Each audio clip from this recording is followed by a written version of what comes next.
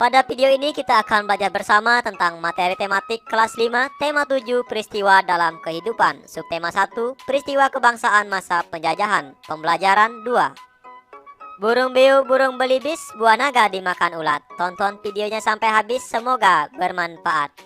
Namun sebelum lanjut, mari kita sama-sama berdoa sejenak agar kita diberikan kemudahan dan kelancaran di dalam belajar. Dan jangan lupa, mari sama-sama kita dukung dan kita bangun channel ini, klik subscribe, like, dan share, agar video ini memberikan manfaat untuk kita bersama.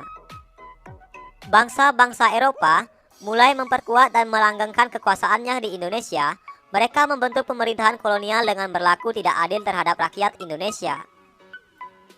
Demi mewujudkan semboyan 3G, bangsa-bangsa Eropa di Indonesia membentuk pemerintahan kolonial di Indonesia. Tidak lagi hanya urusan perdagangan. Pemerintahan kolonial yang mereka bentuk semata-mata hanya untuk melanggengkan dan memperluas kekuasaan mereka. Penderitaan rakyat Indonesia pun semakin bertambah. Pemerintahan kolonial melakukan penindasan dengan membuat peraturan dan program kerja yang hanya menguntungkan pihak mereka sendiri, seperti kerja paksa, tanam paksa, dan lain-lain. Peristiwa-peristiwa pada masa pemerintahan kolonial Inggris. Setelah berhasil menguasai Indonesia, pemerintah Inggris kemudian mengangkat Thomas Stamford Raffles sebagai Letnan Gubernur di Indonesia. Raffles memulai tugasnya pada tanggal 19 Oktober 1811. Berikut ini adalah kebijakan-kebijakan pada masa pemerintahan kolonial Inggris di bawah pemerintahan Raffles. Yang pertama, kebijakan di bidang ilmu pengetahuan. Di bidang ilmu pengetahuan, Raffles membuat beberapa kebijakan. Yang pertama, mengundang ahli pengetahuan dari luar negeri untuk mengadakan berbagai penelitian ilmiah di Indonesia. Yang kedua, Raffles bersama Arnoldi berhasil menemukan bunga bangkai sebagai bunga raksasa dan terbesar di dunia. Bunga yang ditemukan tersebut diberi nama ilmiah Rafflesia arnoldi. Yang ketiga, Raffles menulis sebuah buku yang berjudul History of Java dan merintis pembangunan Kebun Raya Bogor. Kebun Raya Bogor merupakan kebun biologi yang mengoleksi berbagai jenis tanaman di Indonesia, bahkan dari berbagai penjuru dunia. Selanjutnya, kebijakan di bidang ekonomi. Kebijakan di bidang ekonomi, yang pertama, menghapus sistem kontingenten penyerahan diganti dengan sistem sewa tanah. Yang kedua, semua tanah dianggap milik negara, maka petani harus membayar pajak sebagai uang sewa. Upaya Raffles menerapkan sistem pajak tanah mengalami kegagalan karena beberapa faktor berikut. Yang pertama, sulit menentukan besar kecilnya pajak bagi pemilik tanah karena tidak semua rakyat mempunyai tanah yang sama. Yang kedua, sulit menentukan luas sempitnya dan tingkat kesuburan tanah petani. Yang ketiga, keterbatasan pegawai-pegawai Raffles. Yang keempat, masyarakat desa belum mengenal sistem uang. Selanjutnya, kebijakan di bidang pemerintahan, pengadilan, dan sosial. Dalam bidang ini, Raffles menetapkan beberapa kebijakan. Yang pertama, Pulau Jawa dibagi menjadi 16 keresidenan, termasuk Yogyakarta dan Surakarta. Yang kedua, setiap keresidenan mempunyai badan pengadilan. Yang ketiga, melarang perdagangan budak. Selanjutnya, peristiwa-peristiwa pada masa pemerintahan kolonial Belanda. Pada tahun 1595, Belanda berangkat dari Eropa di bawah pemimpin Cornelis de Houtman dan sampai di Indonesia pada tahun 1596 dengan mendarat pertama kali di Banten. Sejak pelayaran de Houtman, banyak berdiri perusahaan-perusahaan dagang Belanda yang masing-masing memiliki kapal sendiri dan berlayar ke Indonesia. Pada masa pemerintahan kolonial Belanda, dibentuklah sebuah serikat dagang yang bernama POC, Pyrenees Oost-Indisch Company. Pedagang Belanda dengan didukung oleh pemerintahnya membentuk kongsi dagang yang bernama POC pada tanggal 20 Maret 1602. Tujuan dari POC di Indonesia antara lain sebagai berikut. Yang pertama, untuk menguasai pelabuhan-pelabuhan penting. Yang kedua, untuk menguasai kerajaan-kerajaan di Indonesia. Yang ketiga, untuk melaksanakan monopoli perdagangan rempah-rempah. Memasuki akhir abad ke-18, kejayaan POC mulai merosot. Dengan merosotnya kejayaan POC, maka dilakukan pengalihan kekuasaan POC kepada kerajaan Belanda. Faktor internal yang menyebabkan kemerosotan POC adalah sebagai berikut. Yang pertama, banyak pegawai POC yang melakukan korupsi. Yang kedua, sulitnya melakukan pengawasan terhadap daerah penguasaan POC yang sangat luas. Selain faktor internal, adapun faktor eksternal yang juga menyebabkan kemerosotan POC adalah sebagai berikut. Yang pertama, meletusnya revolusi Prancis yang menyebabkan Belanda jatuh ke tangan Prancis di bawah pimpinan Napoleon Bonaparte. Yang kedua, penentangan oleh rakyat Indonesia terhadap VOC dalam bentuk peperangan yang banyak menyedot pembiayaan dan tenaga. Pada tanggal 15 Januari 1808, Herman William Daendels menerima kekuasaan dari Gubernur Jenderal Wise. Daendels dibebani tugas untuk mempertahankan Pulau Jawa dari serangan Inggris karena Inggris telah menguasai daerah kekuasaan VOC di Sumatera, Ambon, dan Banda. Sebagai Gubernur Jenderal, langkah-langkah yang ditempuh Daendels antara lain: yang pertama, meningkatkan jumlah tentara dengan cara mengambil dari berbagai suku bangsa di Indonesia. Yang kedua, membangun pabrik senjata di Semarang dan Surabaya. Yang ketiga, membangun pangkalan armada di Anyer dan Ujung Kulon. Yang keempat, membangun jalan raya dari Anyer hingga Penarukan sepanjang kurang lebih 1.100 km. Dan yang kelima, membangun benteng-benteng pertahanan. Daendels menerapkan sistem kerja paksa atau kerja rodi. Daendels juga melakukan berbagai usaha untuk mengumpulkan dana dalam menghadapi Inggris, antara lain mengadakan penyerahan hasil bumi, memaksa rakyat untuk menjual hasil buminya kepada pemerintah Belanda dengan harga yang murah, mewajibkan rakyat Pariangan untuk menanam kopi dan menjual tanah-tanahnya. Ayo berdiskusi. Kita akan melihat peristiwa yang terjadi pada masa pemerintahan kolonial Inggris dan Belanda. Yang pertama, siapakah tokoh yang paling terkenal pada masa pemerintahan kolonial di Indonesia? Berikut ini adalah tokoh-tokoh yang terkenal pada masa pemerintahan kolonial. Yang pertama, tokoh dari Inggris yaitu Thomas Stamford Raffles, dan tokoh dari Belanda adalah Cornelis de Houtman. Yang kedua, di manakah daerah kekuasaannya? Untuk daerah kekuasaan Inggris ada di Pulau Jawa, dan daerah kekuasaan Belanda ada di Banten. Yang ketiga, kapankah waktu pemerintahan kolonial di Indonesia dimulai? Untuk pemerintahan kolonial Inggris dimulai pada tahun 1811, dan untuk pemerintahan kolonial Belanda dimulai pada tahun 1596. Yang keempat, kebijakan apa yang diambil selama pemerintahan kolonial berlangsung? Inggris mengambil beberapa kebijakan. Yang pertama, menulis buku yang berjudul History of Java. Kemudian, Pulau Jawa dibagi menjadi 16 keresidenan. Sementara Belanda membentuk VOC dan sistem kerja paksa. Bagaimana kondisi rakyat pada masa pemerintahan kolonial? Pada masa pemerintahan kolonial, rakyat Indonesia mengalami penderitaan, sengsara, dan lain sebagainya. Sebab ekonomi kolonial menerapkan sistem monopoli utamanya dalam bidang perdagangan, sehingga kemampuan ekonomi masyarakat dipangkas benda.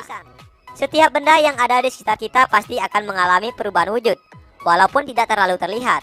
Perubahan wujud tersebut termasuk wujud padat, cair, dan gas. Perubahan wujud benda ini biasanya terjadi akibat adanya sebuah aksi atau tindakan terhadap benda tersebut, seperti pemanasan, pendinginan, dan pengembunan. Benda-benda di sekitar kita dapat dibedakan menjadi benda padat, cair, dan gas. Dari benda padat menjadi cair disebut mencair. Sebaliknya, dari benda cair ke padat disebut membeku. Dari benda cair ke gas disebut menguap. Sebaliknya, dari benda gas ke cair disebut mengembun. Dari gas ke padat disebut mengkristal. Dan dari padat ke gas disebut menyublim. Untuk lebih jelasnya, kita lihat pembahasan berikut. Yang pertama, peristiwa mencair. Mencair merupakan perubahan wujud benda padat menjadi benda cair. Sebuah benda bisa mencair karena adanya pemanasan. Peristiwa perubahan wujud benda mencair juga sering disebut meleleh. Berikut ini contoh peristiwa mencair dalam kehidupan sehari-hari. Yang pertama, saat kita memakan es krim di hari yang panas, terlihat es krim yang akan meleleh atau mencair. Yang kedua, es batu jika didiamkan di bawah sinar matahari, lama-kelamaan akan mencair menjadi air. Yang ketiga, mentega yang diletakkan di atas panci dengan kompor yang menyala, lama-kelamaan mentega itu akan mencair seperti minyak. Peristiwa membeku. Perubahan wujud benda membeku merupakan perubahan yang terjadi pada benda cair. Membeku merupakan perubahan wujud benda cair menjadi padat. Proses membeku ini biasanya terjadi karena dipengaruhi oleh suhu yang dingin. Berikut ini adalah contoh peristiwa membeku dalam kehidupan sehari-hari. Sebuah air yang dimasukkan ke dalam freezer, lama-kelamaan akan menjadi es batu. Peristiwa ini disebut dengan peristiwa membeku. Selanjutnya, peristiwa menguap. Menguap adalah perubahan wujud benda cair menjadi gas. Perubahan wujud benda menguap ini dipengaruhi oleh energi panas.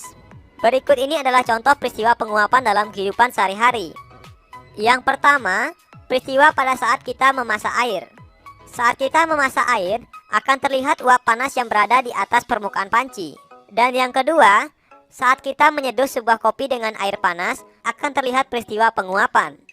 Peristiwa mengembun. Mengembun merupakan perubahan wujud benda gas menjadi cair. Embun timbul ketika gas di udara mendingin dan berubah wujud menjadi embun. Contoh peristiwa mengembun, misalnya saat kita meletakkan es ke dalam sebuah gelas, maka di luar permukaan gelas akan terlihat terjadinya peristiwa pengembunan.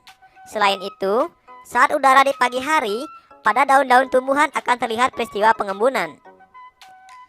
Peristiwa menyublim. Menyublim merupakan perubahan wujud benda padat menjadi gas. Ini dipengaruhi oleh suhu dingin. Benda padat yang menyublim tidak mengalami perubahan pertama menjadi benda cair lebih dahulu, tetapi akan langsung menjadi gas. Contoh peristiwa menyublim dalam kehidupan sehari-hari misalnya, sebuah kapur barus yang diletakkan di ruangan terbuka, lama-kelamaan akan mengecil dan habis. Kapur ini tidak menghilang, melainkan menjadi gas tanpa mencair. Peristiwa mengkristal.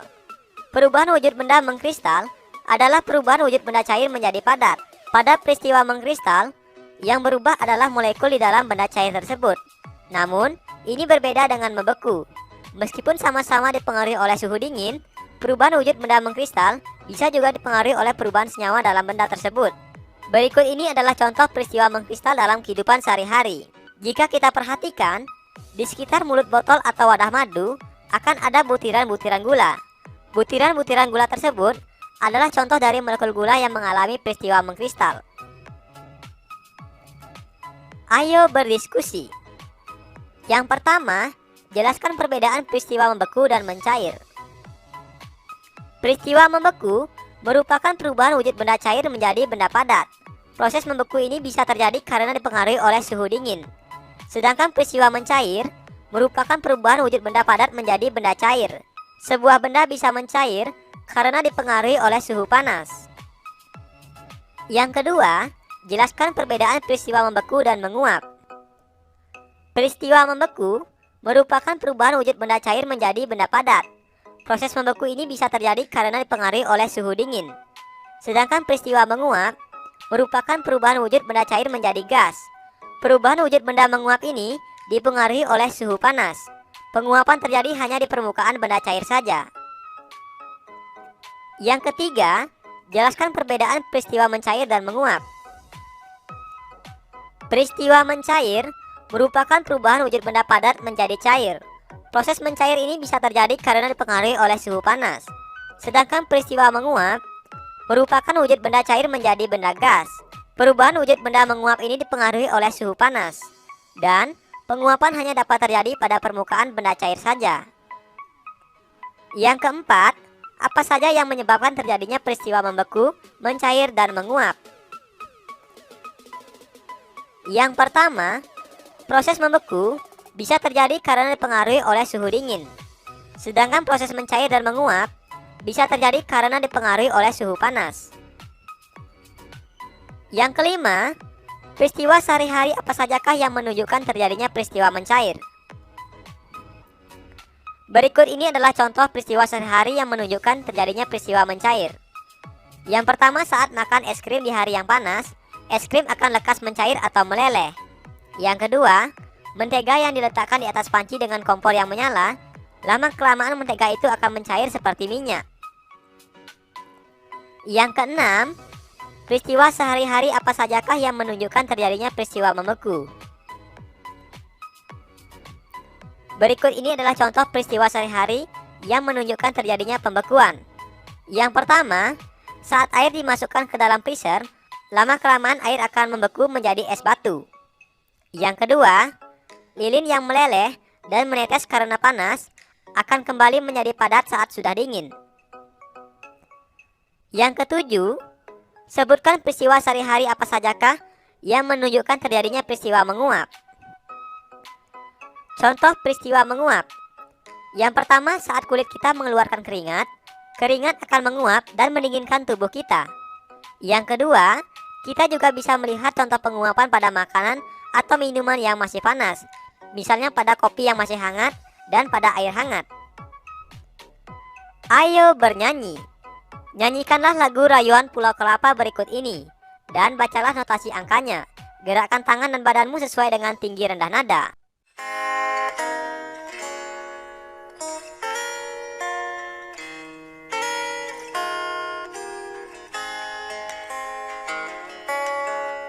Tanah airku Indonesia, negeri elok amat ku cinta.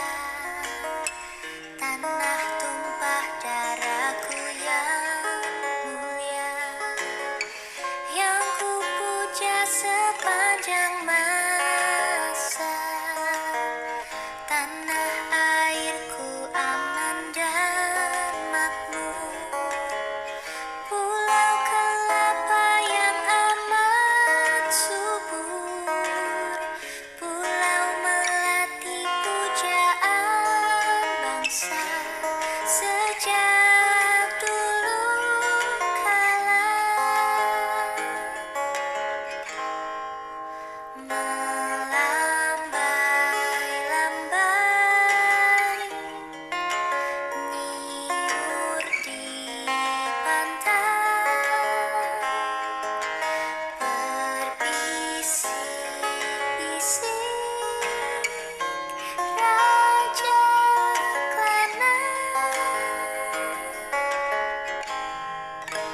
memuja pulau nan indah bermain. Tanah airku Indonesia.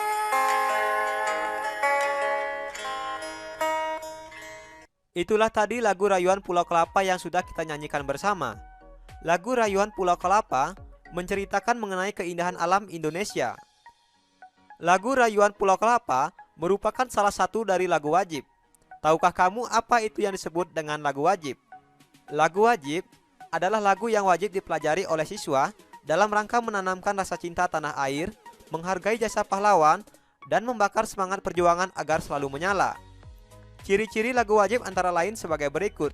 Yang pertama, lirik lagu wajib bertujuan untuk menanamkan sikap cinta tanah air, kepahlawanan, nasionalisme, serta rela berkorban demi bangsa dan negara. Yang kedua, lagu wajib biasanya menggunakan irama penuh semangat atau berupa himne. Yang ketiga, lagu-lagu wajib diajarkan, dipelajari dan dihayati sesuai dengan maksud dan tujuan yang terkandung di dalamnya. Ayo merangkum. Apa yang sudah aku pelajari hari ini? Hari ini kita telah belajar menggali informasi penting dari teks narasi. Kemudian, kita telah belajar memahami perubahan wujud benda. Dan, kita juga telah belajar memahami tangga nada. Sekarang, cobalah jawab beberapa pertanyaan berikut ini. Yang pertama, tuliskan bagaimana reaksi rakyat saat pemerintahan kolonial Belanda dan Inggris. Yang kedua, tuliskan perubahan wujud benda yang kalian ketahui. Yang ketiga, sebutkan ciri-ciri dari lagu wajib. Apa ya yang sudah aku pelajari hari ini?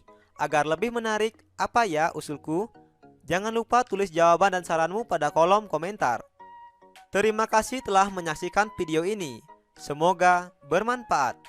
Mari sama-sama kita dukung dan kita bangun channel ini. Klik subscribe, like, share, dan komen. Sampai jumpa lagi dalam video pembelajaran berikutnya.